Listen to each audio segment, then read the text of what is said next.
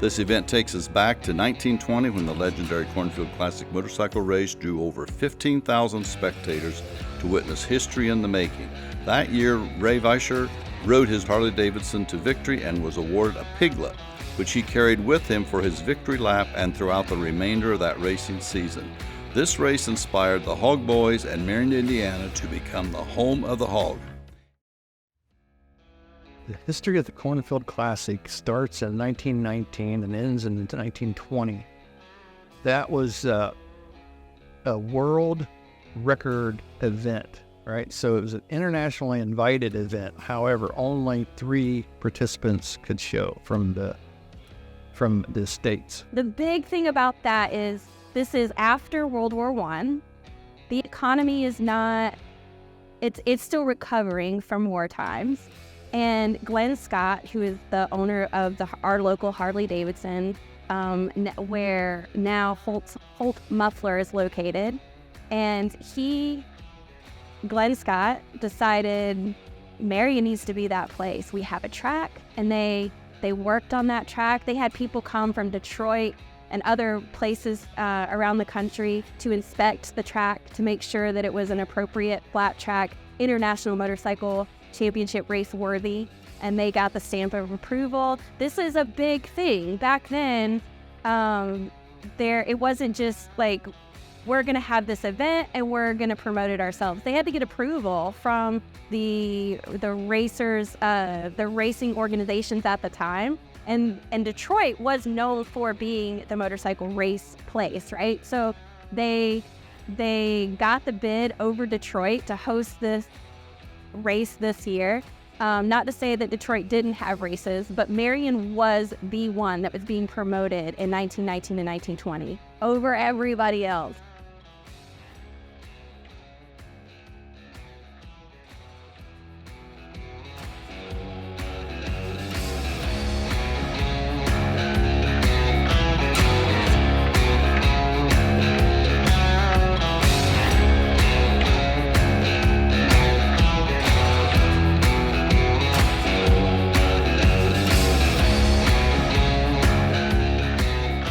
Think about that. In time, 1919 was a pretty rough time in the world, right? You just got done with the Spanish flu, you got the war, lots of different things going on. So we had 3 participants, Harley-Davidson being the winner, Indian, and Excelsior. The attendance at the event was dramatic for the day, having around about 15,000 people in attendance, which is just bizarre. People coming from all around the country, from New York and California and all points in between. So at this time, we had people from New Zealand racing and Marion on this bicycle with an engine and on this dirt flat track. And then they do it again in 1920. And that course was surrounded by farmlands. One of the local farmers give the winner of the 1920 race, Ray, which we've all heard the story now. Ray gets this hog. Ray takes this hog on a victory lap around the course, just one time, 5-mile track with this little hog. And then this hog he takes it on other rides, and it's their little mascot. And the wrecking crew, which is what the Harley-Davidson team was known as, the wrecking crew becomes the Hog Boys. They're rebranded at that point. And the Hog Boys, synonymous now with their hogs that they rode. And Marion, just like that, becomes the home of the hog. And there are hog chapters all over the world. It's incredible.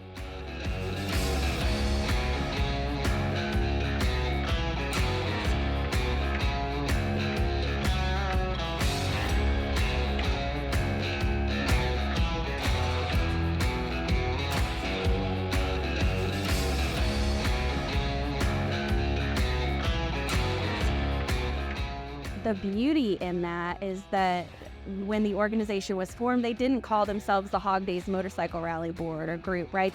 This group recognized that it is bigger than this one event, that Indiana and, this one story in Grant County was just one story, that Indiana has this rich history in motorcycle culture.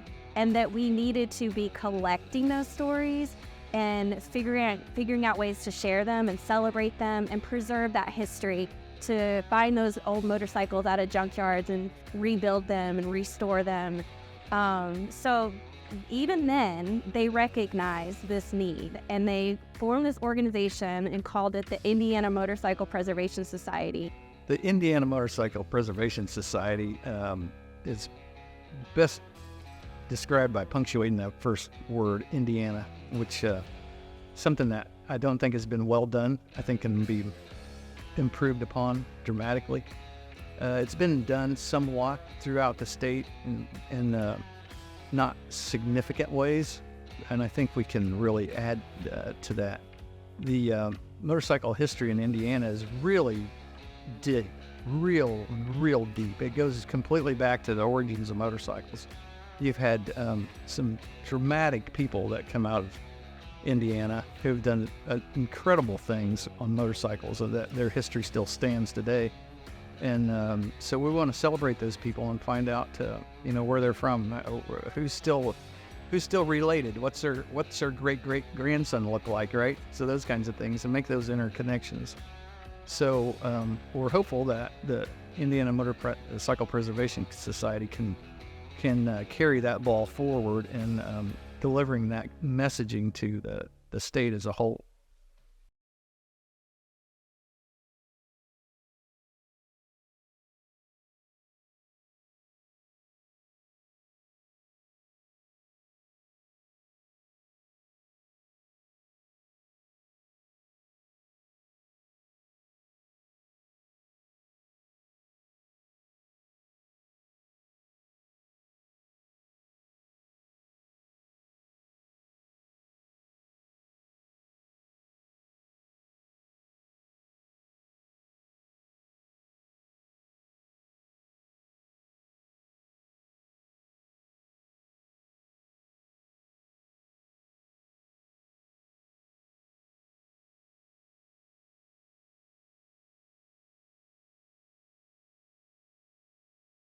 Out and ride the same course that some of the legends of our of motorcycle racing got to ride. Riding that same course, a little different now. We got pavement versus back then they were riding on dirt, but just that nostalgia, that heritage of it, getting to experience that meant a lot to me. It was a lot of fun getting to do that. You don't have to be a racer. It's about riding your bike, and that's what I done, was just rode my bike and enjoyed it, and hoping I made the right time that I wanted to be in or needed to be in. You don't even have to be a motorcycle enthusiast. It's just something that I think a lot of people maybe that live in our area don't realize.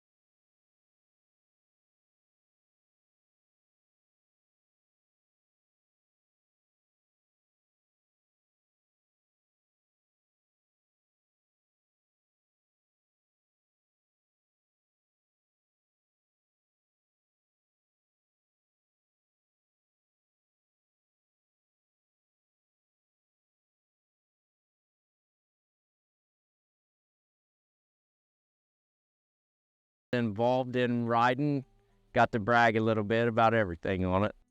Cross me over Jordan, Lord, and I keep heaven warm.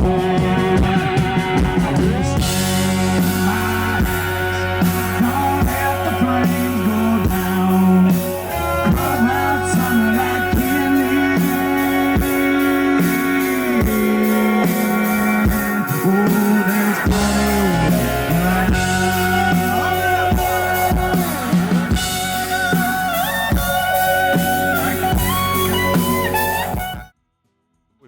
great live music out there at the event over the years. We've got a great community, great vendors. You know, it's you can learn about the history, and which to me is one of the most important aspects of